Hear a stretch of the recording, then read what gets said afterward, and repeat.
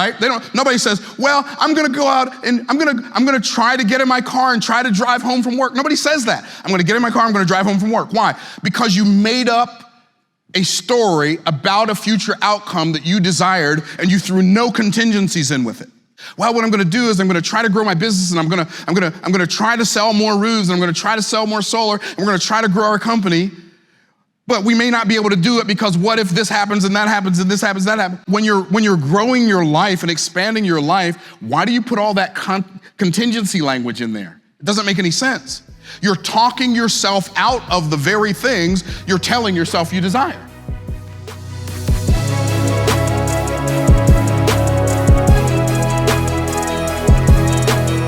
We're about to get into something big. I want to tell you about Myron Golden.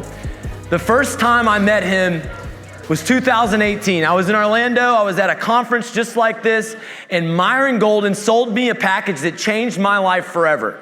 Russell Brunson is my coach. We're here at Funnel Hacking Live. I've read all of his books, but I'm not implementing the system. And from that moment, like everything changed. Started literally showing up to these calls with Russell, read all the books, and my life, I went from being kind of inconsistent, generating leads on social media to really blowing up. And it was all because I went to an event like this. Now, Myron, after I saw him at that event, I realized he drew my attention. And it's because of his energy, it's because of this history. This man at 10X GrowthCon, there was 30,000 people. He's speaking to a stadium. And his speech stood out to me as the most relevant and important content in the whole event. Myron is a sales coach to the stars, and he's my favorite sales coach. So please stand up and welcome my man, Myron Golden, to the stage.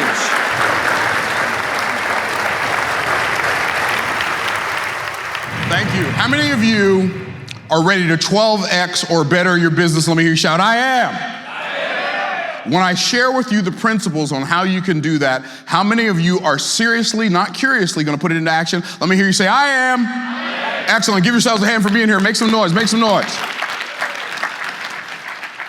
My name is Myron Golden, and I really appreciate Lee for bringing me in to speak at the Blue Collar American Dream Conference. I remember when I got my start, I used to be a trash man. I drove a garbage truck for $6.25 an hour. How many of you have never seen me before?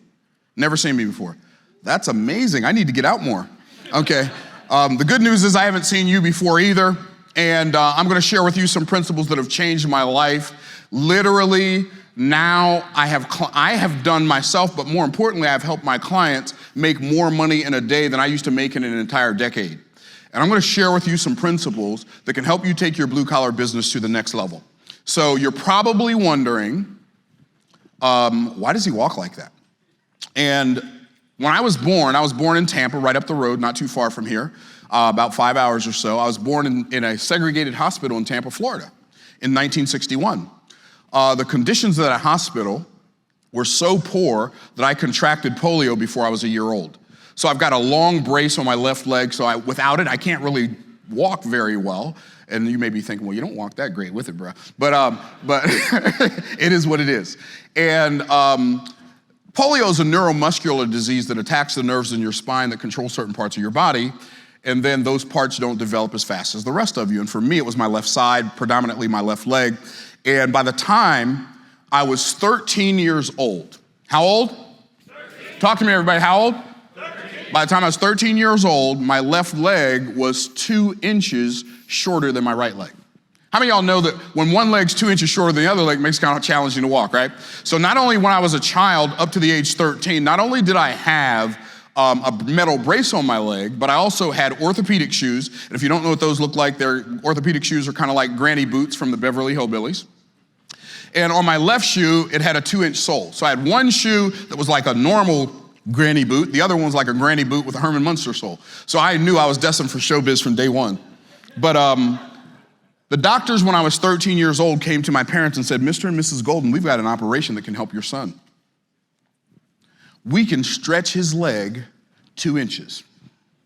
You gotta know, I was skeptical, right? I mean, I'm 13. I've seen Gumby. I've seen the Fantastic Four. But one thing I know bones ain't made out of rubber. How many of y'all know what I'm talking about? Give me a wave, right? And so he said what we're gonna do is we're gonna take the big bone in the middle of the shin, the tibia, and we're gonna break it in the middle. So there's a big bone right in the middle of your shin called the tibia. And there's a little bone on the side, right, called the fibula. And he said, we're gonna break the tibia in the middle, we're gonna break the fibula at the top and the bottom. We're gonna put 2 screws through the big bone, like screws with threads on them and everything, like you put them in with a drill, like not even joking, right? We're gonna put 2 screws through the top of this bone, and we're gonna put it on a metal rack with knobs right here, and we're gonna turn these knobs daily. How often? Daily. Talk to me, everybody, how often? Daily. Okay, so let me teach you something really quick. One of the things that I do is I teach people how to learn things faster. How many of y'all can tell that the world's changing really fast? Everybody say really fast. Okay, the world's changing really fast. And because the world's changing really fast, the fortune belongs to the people who can learn new things and implement them the fastest. So if you want to speed up your earning, you have to speed up your learning. Does that make sense? Everybody say, I got it? Okay, so one of the accelerated learning strategies that you want to use is you want to do something. So as soon as you learn something, do something. As soon as you learn something, what? Everybody, as soon as you learn something, what? Do something. And so one of the things you can do is you can say something. The reason I get you talking back to me is because I already know this stuff. I get you talking back to me so you can know it. Does that make sense to everybody? Say yes? Okay, so I'm gonna ask you a lot of questions, right? Don't tire of answering. I'm gonna ask you a lot of questions while I'm talking over the next 54 minutes. I'm gonna ask you more questions probably than anybody's asked you in the last 3 months. Don't get tired of answering them. I'm asking you those questions for your own good. If you're okay with that, let me hear you say, I'm okay. Okay, so that's number 1. I asked a lot of questions. Number 2, sometimes I'll make a statement and I will ask you to repeat it. I'll ask you to do what? Repeat it. I'll ask you to repeat it because when you say it, you hear it. If I say it, you might hear it, you might not. But when you say it, you have to hear it. Why? Because, well, you're you. You pay attention to you. Does that make sense? Everybody say yes? Yes. Okay, so the last thing is every now and then I'll begin a sentence, I will leave the last word off and get you to fill in the good. That's what I'm talking about. Give yourselves a hand for being here today. Make some noise. So understand the reason I have you talking to me is so you get it. All right, so they turn these knobs daily and they said we're gonna stretch his leg 2 inches in 30 days. How many days? 30. Everybody, how many days? 30 in 30 days. Now, you never saw a kid so excited about getting his leg broken in your life. They say, well, you know, it's gonna be kind of painful. He's gonna be in a cast for like 6 months. He won't be able to go to school for a month. I said, sign me up right there. You closed the deal on no school, right? And so I got really excited about having my leg broken, having it stretched, but I got really excited about not ever having to wear orthopedic shoes and a Herman Munster shoe ever again. I got really excited about that because when you're a child and everybody else is wearing, you know, Pro Keds and PF Flyers, this is long before Nike and Reebok, and there was no such thing, right? Pro Keds and PF Flyers and Converse All-Stars, right? Back in those days, and you're wearing brown granny boots. You were not the cool kid. How many of y'all know what I'm talking about, right? And so I was really excited because my life was about to change. And so what happened, they broke my leg, they put the screws in, they started turning these knobs, but in 2 weeks there was a problem. And the problem was the bones started growing back together too fast. So the doctor comes in one day and he says, well, we're not gonna make 2 inches because you're growing really fast and it's growing back together too fast. And I did what any self-respecting 13-year-old boy with a dream would do. I cried. Exactly, I cried. I called my parents. What's the matter, son? What's the matter? My mom and dad come down there. My dad said, what's the matter, son? What's the matter? They said they're going to do 2 inches, they're going to do 2 inches. And so the doctor comes in and he's talking to us. He said, well, you know, we're turning these knobs every day. We're turning these knobs every day a half turn. We could turn them a whole turn, but it might hurt. I'm like, hurt? My leg is already broken. I'm already here. This is like 30-day process, dude. Like we're already all in. Our chips are on the table and you're talking about it might hurt? What's wrong with you? Whole turn, 3 turns, 4 turns, 14 turns. You told me 2 inches, give me 2 inches, right? So they started turning it instead of a half turn, they started turning a whole turn. And at the end of 30 days, my leg was stretched the whole 2 inches. Now, we learn a lot of things from this. I'm not just telling you this so you know what happened to my leg. Yes, I'm gonna show you a formula that you can 12x your business. Literally, I'm gonna show you a formula you can 12x your business.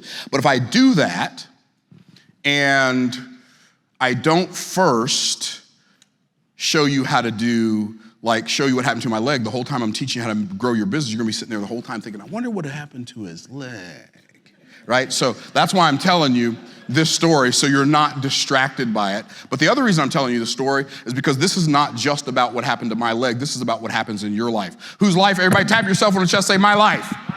It's what happens in your life. See, the first thing that we need to understand is you can change your life in 30 days. It doesn't have to take forever. I was in the hospital for a month. At the end of that month, my life was never the same. You can change your life. You can change your business in 30 days. How many days? 30 days. Not only that, you can only do that if you're willing to have some daily disciplines. See, they had to turn those knobs daily. They couldn't turn those knobs when it wasn't raining. They couldn't just turn the knobs when it wasn't snowing. They couldn't just turn the knobs when they didn't get in an argument with their spouse. They couldn't just turn the knobs when they felt like it. They had to do it. How often? Daily. And see, you have to have daily disciplines to produce prosperity. There are things you have to do every day. Everybody say it. Every day and over and over and over again. And you're gonna feel like you're tired from it. And you're gonna feel like you're tired of it, but you gotta do it over and over and over and over again, and you gotta do it daily. And then they did something that was absolutely critically important about 2 weeks into this process, and that is they ran across a pattern that always shows up in life. And here's the pattern. Disruption always follows intention. Disruption, it doesn't sometimes follow intention. It doesn't most of the time follow intention. Disruption always. When? Always. Talk to me, everybody. When? Always follows intention. And when you start out to do something great, great things don't happen out of the gate. When you start out to do something great, the first thing that shows up is disruption, and it doesn't matter. You say, well, you know what? I'm kind of out of shape. I'm going to start working out. When you start working out for the first time after being out of shape for a long time, you don't immediately feel stronger and better and faster. You immediately feel weaker and more in pain and more horrible. How many of y'all know what I'm talking about? Say yes. Why? Because it's how life works. Disruption always follows intention. You say, okay, here's what I'm gonna do. I'm gonna build a business. And you start out to build the business, and as soon as you do, something blows up. Something goes, quote, wrong. Something happens. You hit a pothole, you get a flat tire, you blow the engine in your car. Something happens. How many of y'all have had that happen? Say, I have. So we have to understand that when disruption follows intention, it is not a sign that you're doing the wrong thing. It's often a sign that you're doing the right thing. Don't let the disruption that follows the intention throw you off your game. Does that make sense? Everybody say, I got it? See, I didn't just tell you the story so you could know what happened to me. I told you the story so you could know what's happening to you. Do you realize they put these screws through my leg? They turn these knobs every day. Do you realize life sometimes can put the screws through you? Sometimes they turn on the pressure. But guess what? My leg wouldn't have stretched at all if they wouldn't have broken it first. What do we learn from that? Seldom in life can we be stretched. What's the word I just used? Everybody, what's the word? Talk to me, my people. Stretch to our full potential unless we're first broken. See, we gotta go through something to get to something. We gotta go through our stuff to get to our stuff. And the difference between you and the people who are out there wallowing and whining in their current circumstance is you were willing to go through what you had to go through to get to where you had to get to. That's why you're here right now, so you can take your life to the next level. Give yourselves a hand for being here today. Make some noise, make some noise. All of us have been in this world to know that there is no strength without struggle. There's no advancement without adversity. There's no destiny without difficulty. So be willing to last through the difficulty so that you can claim your destiny and own it. Let me hear you shout, I own it. I own it. So, what happens? Where does this business concept. I'm an entrepreneur. My business is doing $1 million a year, but I wanted to do more. Where do I go with that? What do I do with that? How can I win with that? Well, I'm gonna write a couple of different words up here, and I'm gonna show you. By the way, all of you who own businesses, all of you who are in sales, predominantly you who own businesses, your primary skill set that you must master as a business owner is the skill of selling. Do not get it twisted. If you own a business, if you are a salesperson, if you're a manager, if you are an operations person, your number one skill set that you must master, the skill set that will take your life to the highest levels possible, is the skill of selling. But selling is not what you've thought it was your whole life. Selling is not talking people into buying things they don't want, don't need, and can't afford. That is not what selling is. Selling is uncovering the value of what I have to offer so well that people are happy to exchange the money they have in their pocket for the value I've revealed. And I'm gonna show you what that looks like in a little bit. Selling is not talking people into buying things they don't want, don't need, or can't afford. Selling is uncovering the value, uncovering the value of what you have to offer so well that people are happy. I mean happy, jacked out of their natural mind. Here's my money, please take it. Give me my transformation. So people are happy to exchange the money they have in their pocket for the value you've revealed. And until you get to the place where you get good at uncovering value, you're not good at selling. You may have got people to sign on the dotted line. You may have collected the check. You may be putting money in the bank. But until you get good at uncovering value, you're not good at selling. How many of y'all picking up what I'm putting down? Let me hear you say, I'm getting it. So believing. What's this word? What's that word? Believing. Everybody say it. What is it? Believing. Okay, and then got one more word for you. In case y'all missed it. Okay, let's read them together, y'all. Believing. Oh, I thought we were in a room with like blue-collar entrepreneurs living the American dream. That was so lame. Believing. That was so lame. Like, where am I? Okay, one more time. Believing. Now, why did I have you write believing? Because I want you to understand that your life is made up of your beliefs.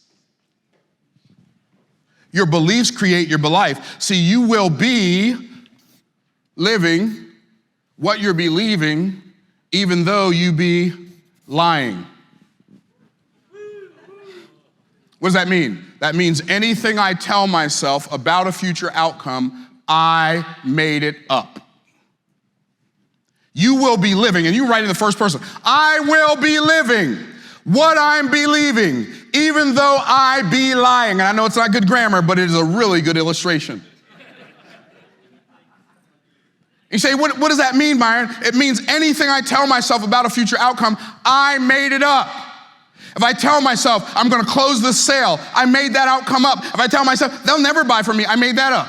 If I tell myself, but they're gonna slam the door in my face, I made that up. If I tell myself when I'm done speaking, I'm gonna go back to my room and take a nap, I made that up. I could trip over something, bump my head, and be in a coma for the next 3 months on my way out of this room. Hopefully that's not gonna happen, but is that a possibility? But I don't say, well, I'm gonna do everything in my power not to trip over something and bump my head and be in a coma for the next 3 months, and then if I can make it to my room safely, then I'm gonna do everything in my power to take a nap. No, nobody talks about all of the negative possibilities on their way to their objective when they believe the objective is gonna happen. They just say, I'm gonna go do this. Right? Nobody says, well, I'm gonna go out and I'm gonna try to get in my car and try to drive home from work. Nobody says that. I'm gonna get in my car, I'm gonna drive home from work. Why? Because you made up a story about a future outcome that you desired and you threw no contingencies in with it. But when you get ready to change your life, you start talking in contingency language. Well, what I'm gonna do is I'm gonna try to grow my business and I'm gonna try to sell more roofs and I'm gonna try to sell more solar and we're gonna try to grow our company. But we may not be able to do it because what if this happens and that happens and this happens, that happens? Like, why do you, like when you're growing your life and expanding your life, why do you put all that contingency language in there? It doesn't make any sense. You're talking yourself out of the very things you're telling yourself you desire. Do you understand what I mean now when I say I will be living what I'm believing even though I be lying? Anything I tell myself about a future outcome, I'm gonna go make $12 million this year. I'm gonna go make $100 million this year. I'm gonna go make $300 million this year. Whatever the story is, I tell myself I made it up. Because I have no idea, not only do I not have any idea what's gonna happen the rest of this year, I don't even know what's gonna happen this afternoon. But I make up stories that give me the power to walk into them. And if you're not walking in the life you want to live right now, and your business isn't the business you wanted to build 3 years ago, and it's not where you thought it would be, and you're not living the life, and you're running the business, you're not making the money, you're not living in the neighborhood and driving the car, it's because you've talked yourself out of it. Real talk. I hope that ain't too tough for Miami. This is how we talk in Tampa. And what I gotta do is I gotta stop faking myself out, telling myself lies about the future that disempower me. When I say you will be living what you're believing even though you be lying, I'm not talking about a malicious lie. I'm not talking about a lie that's intended to hurt or a lie. I'm telling you anything you tell yourself about a future outcome, I'm gonna go have dinner tonight and then after dinner I'm gonna go blah, blah, blah. You made that up. You might choke on your food and die like right at the table. That's a real possibility. Has it ever happened before? Absolutely. So is it but you don't say, I'm gonna do my best not to choke on my dinner tonight so why, when it comes to building your life, do you talk like that? Why don't you just proclaim what you're going to do? And if you're making up stories about your future anyway, since you're going to be involved in that activity anyway, why not make up stories that empower you instead of stories that disempower you?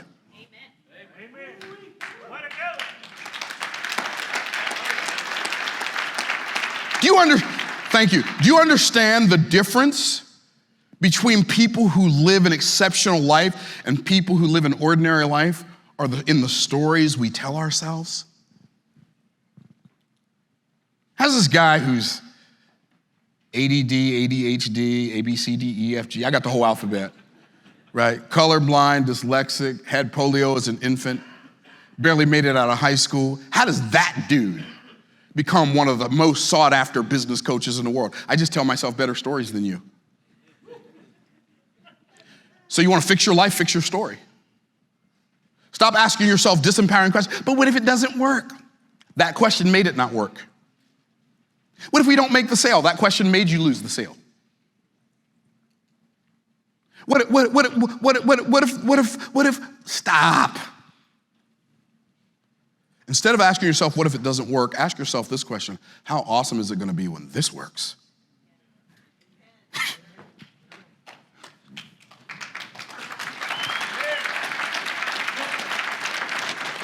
It's really interesting. And I'm sure some of you probably have heard this before, but in the Bible, there's this verse that says, faith is the substance of things hoped for, the evidence of things not seen. How many of y'all have heard that before? Okay, so for those of you who've heard it before, it's kind of a trick question I'm about to ask you, so at least I warned you, right? Okay, what's the first word in that verse? Faith, but it's not. The first word in that verse is now. It says now faith, I told you it was a trick question. Now faith is the substance of things hoped for, the evidence of things not seen. What does that have to do with anything? Well, faith is something you only ever receive when you allow yourself to enter a now that requires you have faith. Did I say that too fast? Okay. Faith is something you only receive when you allow yourself to enter into a now, a situation that requires now that you have faith. Some people never get faith because as soon as they're presented with a now situation, they turn and go the other way. And they say it's too big, it's too hard, it's too tall, it's too far, it's too much, it's too this, it's too that. And they retreat and go back to the circle of sameness. And they spend the rest of their life being miserably comfortable, comfortably uncomfortable, instead of taking a chance on themselves and writing the next chapter to make it exactly how they desire it to be. Understand that wealth has a need for speed, and you must become a person of action. So let me teach you something about sales. Most people don't understand when sales is hard for them, why sales is hard. I'm gonna share something with y'all that I shared with a young man named Chris yesterday. I first got started in selling in 1985. I sold insurance and investments. I drove a trash truck during the day. I sold insurance and investments at night, right? So when I got started selling insurance and investments, I was probably the worst salesman in the history of the world. In fact, I got started in October of 1985. I made my first sale in April of 1987, and I was doing presentations. How many of y'all know I was bad? I was bad. Right? I was really bad. Everybody say really bad.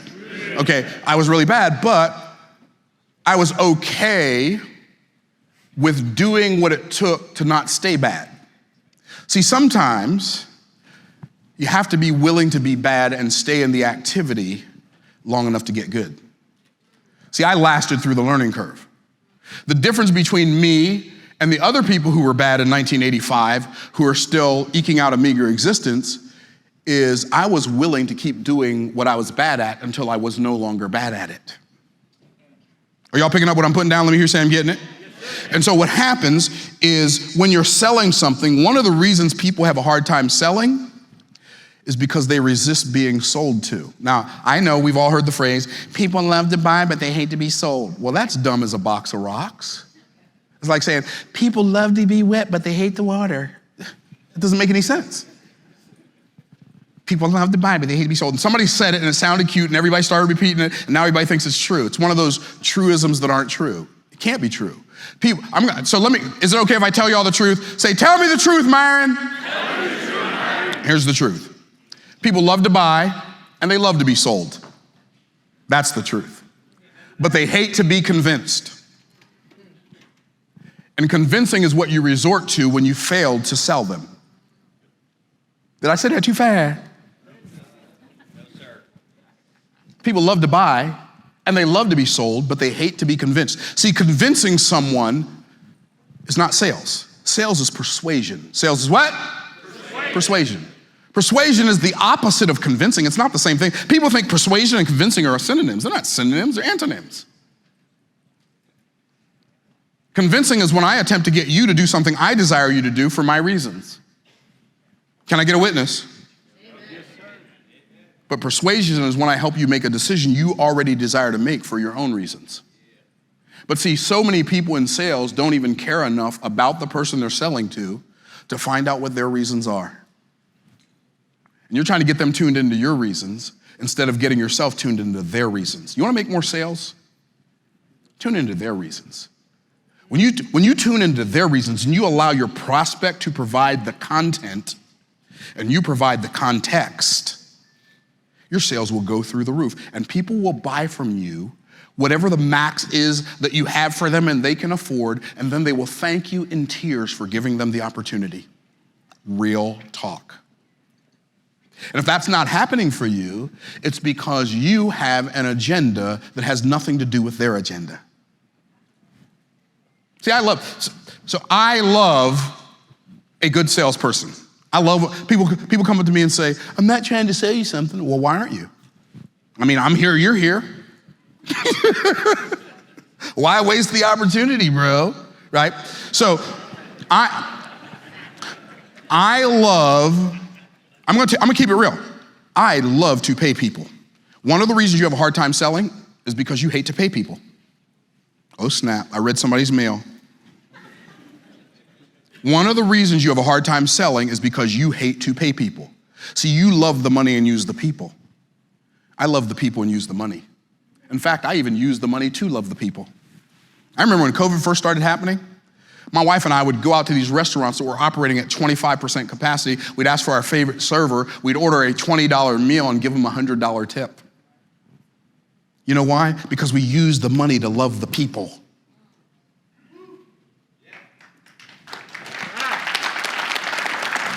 And we do it over and over and over again. Why? I mean, we're fine. And I'm not saying you have to do that. I'm saying, like, get to the place in your life where you stop living from a place of poverty consciousness, where every time a bill comes, you get irritated. Where every time somebody tries to sell you something, you get irritated. The reason you can't sell, or maybe you can sell, but it's hard for you, is because when somebody attempts to sell you something, you get irritated. And so when you get ready to sell somebody else something, you anticipate that they're going to get as irritated as you do when somebody's attempting to sell you something. Am I telling the truth? But see, I love it when somebody tries to sell me something. Because if they're really, really bad, I can learn what not to do. I'm taking notes. Well, I don't want to say what he just said. That was dumb, right? And if they're really, really good, I was like, ooh, that was good. I got to use that, right? So people love to buy and they love to be sold, but they hate to be convinced. But see, what happens is you have to care enough about their reasons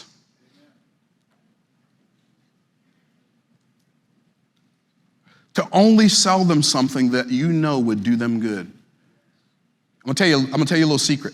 The real reason people resist you when you're selling to them is because they can tell you care more about the sale than you and your commission than you do about them. Real talk.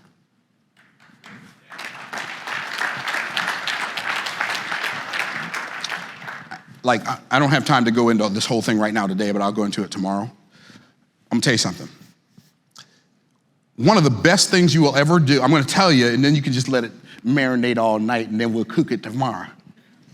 One of the best things you can do in selling is to disconnect yourself from a yes outcome.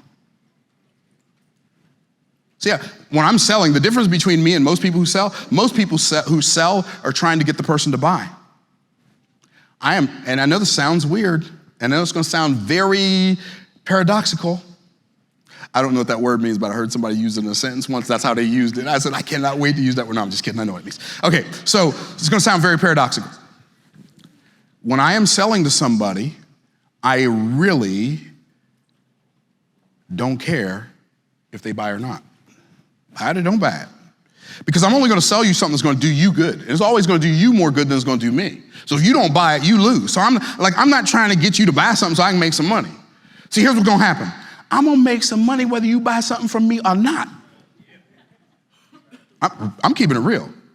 Now, your life gets better when you buy something from me, but my life, it doesn't, like I'm driving the car I wanna drive, I'm living in the house I wanna live, I got the rental properties I wanna have, like my life is doing what it's doing, you know what I'm saying? So, like I am not trying to get anything out of you, I'm attempting to get something to you. My goal is to get a transformation to you, for you. And the reason that's so important, that's a funk you can't fake. And the reason that's so important is because communication is only 7% the words you say. The rest is body language and tone of voice. See, your words can lie, but your energy doesn't know how to lie. Your energy always tells the truth. And what happens when you're in a selling situation, yeah, their head is listening to your words, but their heart is feeling your energy. And if the energy that's coming out of your heart and the words that are coming out of your mouth ain't matching, they're gonna believe this one and know this one is this lies. You know you lying. And so what you've got to do is you got to get to the place in your life, if you want to get great at sales, where you have enough empathy to care about the result the other person gets, have a high enough level of empathy to care about what the other person gets, and have a low enough level of empathy to not care what they think about you at the same time. I am never trying to impress anybody. Be impressed. Hey, this is what you get. M-Y-R-O-N, Myron. That's me. This is what you get. I ain't gonna try to make you think something different about me. I'm gonna stand up, I'm gonna tell you some jokes that ain't funny, right? I'm gonna challenge you a little bit, make you think about some stuff you ain't never thought about in your life. I'm gonna tell you a Bible verse or two. And you're just going, that's who I am. Deal with it, baby. And one of the things you do, like you want to be a chameleon and be all things to all people. I don't want to be all things to all people because I don't have anything that I want to get from you. Nothing. In any interaction I'm with a person, like I know that if I bring you value, it is a seed that I am sowing into the garden of my future, and it will eventually produce a harvest.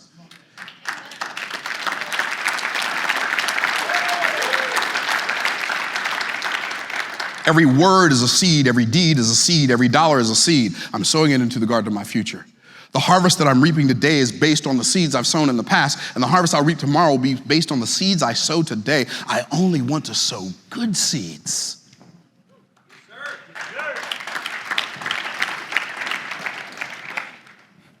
And when you get to the place in your life where your mantra is to love the people and use the money to love the people, your business will explode. You hear me? Because people will know you care. And see, they don't care how much you know until they know how much you care about them. Not about your paycheck, not about your revenue goals, not about your income, not about your new house, about them. Can you, you don't need to answer this, just like think about it. Like take an inventory inside yourself. Do you have the ability to engage in an interaction with another human being without having an agenda of what you want to get from them?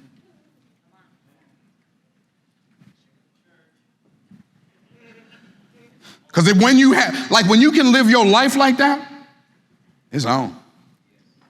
Oh, baby, it's on. So I'm going to show you a formula. And usually when I'm talking to people, so keep it real, like you do understand that sales is sales, business is business.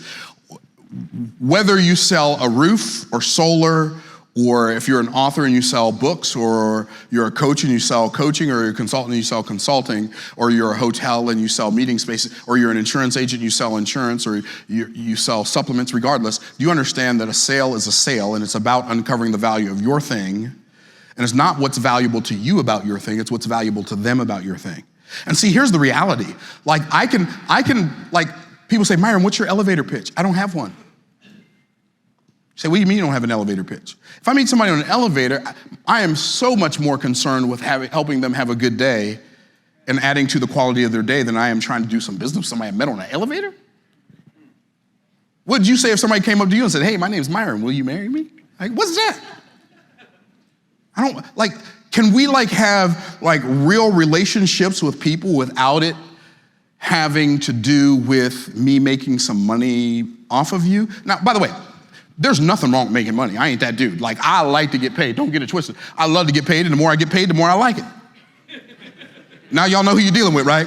So I do not have a problem with getting paid. I don't think there's anything wrong with getting paid. In fact, I'm gonna tell you a little secret that most people will never tell you. I believe that money, everybody say money. Money is the purest motive that exists on earth. Say what? Say what? Money is the purest motive. Why? Well, because if somebody says, if they say, we'll let you stay in this hotel if you pay us so much a day, we know exactly what they want. I don't have to wonder, right? Somebody else might act like they want something else, but they really want money, right? When you get money, I'm not saying it's the only motive that you should ever have, but I'm saying it is the purest motive. You don't have to wonder what somebody wants out of the deal. If there's money, it changes hands. That's one of the reasons why I love to pay people. I know that when I came to this hotel and the dude at the front door took my luggage out of the cart, he wasn't doing it because he's a nice guy and he thought I was a nice guy. He wanted me to pay him. So guess what I did? I paid him. We was both happy. I didn't have to take the luggage out and he got paid. Everybody's happy. I went downstairs, ate breakfast this morning. It was a $30 breakfast. I gave the dude a $10 tip. Why? Because he got what he wanted. He wanted some money. The restaurant ain't paying him. They made that $30. He might have made $3. Right? I gave him, you know why? Because when I go back tomorrow, how can I help you, Mr. Gold? What can I do? See, I have this thing when I go to restaurants. I've got a tipping system that's unique. It's always going to be a minimum of 20%. That's a minimum. But the way I really like to do it, I'm going to give you $10 for every person I got in that room, at least $10. If I got decent service, you're gonna get, if I take my daughter out for breakfast and me and my daughter eat and the bill comes to $25, I'm gonna give the server a $20 tip. Why? They fight over me when I come in the restaurant. No, I want Myron. No, I want Myron. Because I know what they want. I ain't pretending that they're just there because they like being at a restaurant. Y'all picking up what I'm putting down? Okay, cool. So if you stop resisting When people attempt to sell you, people will stop resisting when you attempt to sell them, right? Because, let me ask you a question. What does a tree have to do to grow apples? What does it have to do? Has to be healthy, what else? It has to bloom. Somebody said it over here. It has to be an apple tree. What does a tree have to do to bear apples? It has to be an apple tree. Everything, you say, what's that got to do with sales? Everything reproduces after its own kind. And in sales, you don't get what you want, you get what you are. Just like every other area of life. So if you hate it when people attempt to sell you, you're creating an environment where people hate to buy from you. Anyway, so you want to grow your business. Let's say right now, your business is doing $1 million a year, but you want to take it to 12 million, 10 million, whatever. You want to 10x, 12x your business. How many of y'all that sounds pretty good? Okay, cool. So let's say you're currently generating 100 leads per month, and you're converting 10% of those leads on a $10,000 roof, right? 10K, right? So that's 100 grand a month. Okay, so you're doing 100 grand a month, you're doing $1.2 million a year. That's not terrible, right? So now what happens? Well, if you want to grow this, there are only 4 ways to grow a business. How many ways? 4. How many? 4. Okay, so the first thing you want to do is you want to grow your lead generation. So let's take this lead generation and double it. So now you're generating 200 leads a month. If everything else stays the same, you just doubled your business. Now you're making 20 grand a month or 2.4 million a year. How many of y'all like that better? And all you did was double your lead generation. By the way, this is the fastest, easiest thing to fix is your lead generation. Most people's lead generation processes are horrible. Lee has some of the best lead generation processes I've ever seen. Like you want to generate leads, you want inbound leads coming to you saying, okay, what can you do for me, right? So then the next thing you want to do is you double your conversion. So now instead of just doubling your lead generation, now you double your conversion. So you're still doing 200 leads, but now instead of at 10%, you're converting 20% because you improved your conversion process. I'm going to tell you something. Most people who sell are horrible. The reason most people in sales make a living is because people love to buy and love to be sold. It's not because the salesperson's good. There are so many salespeople out there who are making a great living just because there's a market of people who want to buy stuff, period. But what would happen if you improved your sales process? Well, if you improved your sales process and doubled your conversions, now you're getting 20 leads a month, right? At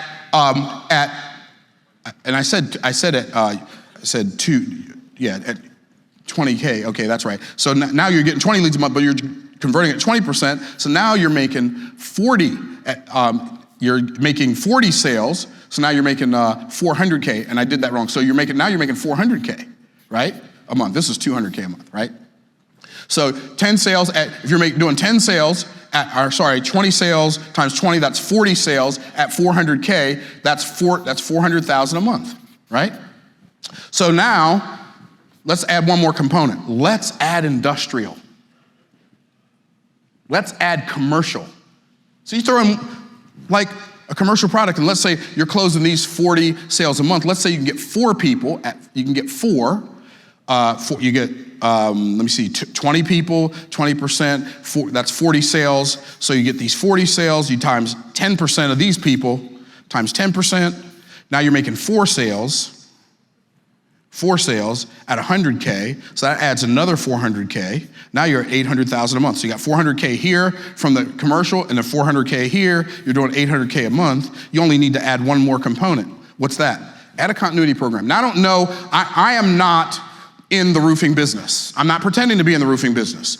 I am in sales. I understand how to sell stuff to people. I understand what causes people to buy. I'm gonna teach you all that tomorrow. I understand what causes people to buy. It's gonna be shocking, right? But I understand that if you have products to sell people, they will buy them. How many of you, and maybe this wouldn't work, but for most businesses it works, you wanna add a continuity program. What would the continuity program look like? Maybe it would be a service agreement where they get an inspection 2, 3, 4 times a year. They get an inspection once a quarter, and let's say they pay $97 a month for that, $97 a month, and let's say you add that as forced continuity on the back of every program that you sell. So you're making 40 sales a month, so 97 times 40, that's $4 grand a month. So let's just call it $4 grand a month. We'll make this 100 just for the math's sake. So that's 4,000 a month times 12 months. That's 48,000. 48,000 a month. You add that to the 800,000 a month. 800,000 a month. 848,000 a month times 12 months equals more than $10 million a year. And somebody can do the math on your calculator. Just add a continuity program. So maybe that continuity program for you is a service agreement where, like my electrical contractor, we pay them $100 a month so that we get one free visit to come unstop a toilet, unstop a sink, whatever, a quarter. Plus they come out and check all of our electrical, air conditioning and heating, blah, blah, blah, whatever that stuff is that makes all that stuff work, right? How was that for technical? Right? But we pay them. Why? That way I don't have to think about it. I'm gonna tell you something. I don't know who you guys are dealing with, but I tell you one thing, you wanna deal with some higher end clientele, like get some higher end clientele to sell your continuity services to, your services to. You know why? Because people who make a lot of money, there are 2 things we care most about. Would y'all like to know what they are? Say yes? Yes. We wanna save time and we wanna save hassle. Hassle. I wanna get stuff done. I wanna get it done fast. I wanna get it done now. And I don't wanna be hassled about anything. I want everything to be easier. Like I would literally, if an electrician came to my house and said, look, here's what we're gonna do. We're gonna send somebody by once a month to check all the light bulbs in your house. And you just pay us $50 a month and we'll come by and check all the light bulbs in your house. And when the light bulb's out, we'll change it. I would pay them in a heartbeat so I don't have to think about changing light bulbs. And I know how to change light bulbs. It has nothing to do with it. I just don't wanna think about it. I don't wanna think about changing a light bulb. Are y'all picking up what I'm putting down? Like figure out how you can save time for wealthy people and how you can save them hassle. I hope that this presentation has been beneficial to you. Later on today, when I come back up here, I'm gonna share some concepts with you. I know that Lee is gonna give y'all an opportunity to work with him, a handful of y'all. Don't miss that opportunity. You wanna work with Lee before he figures out how much he's really worth. And I know he's gonna figure it out because he's in one of my coaching programs. I got a guy who's in one of my coaching programs. When I first met him, he had a $15,000 coaching program and a $30,000 coaching program. And he's helped 50, 60 people like go from regular Joe to making millions. I'm like, dude, why are you selling your program so cheap? Nah, man, that's not cheap. That's really good. Okay, you need to be selling that for $50,000, $55,000. You need to have a $100,000 offer. You're like, what? Who's gonna buy it? CEOs? Look, dude, don't worry about who buys it. It doesn't matter. You know who's gonna buy it? The people who it's for. And they will self-identify. How many of y'all know what I'm talking about? Okay, and I said, don't worry about it. Now, he's got his coaching programs. He's created this VIP day. You can come spend a day with me on my yacht for 55 grand. A day. All I'm saying is, Lee's gonna give y'all eventually, some point today, I'm not sure when, an opportunity to see if you qualify to work with him. I hope he's not in here. Don't tell him I said this. Make sure you don't miss that train because the brother is going somewhere. And when he gets there, you want to be there with him. I appreciate the opportunity to share with y'all. I'll look forward to seeing y'all later today. Have a great day. Thank you. Thank you so much. Thank you.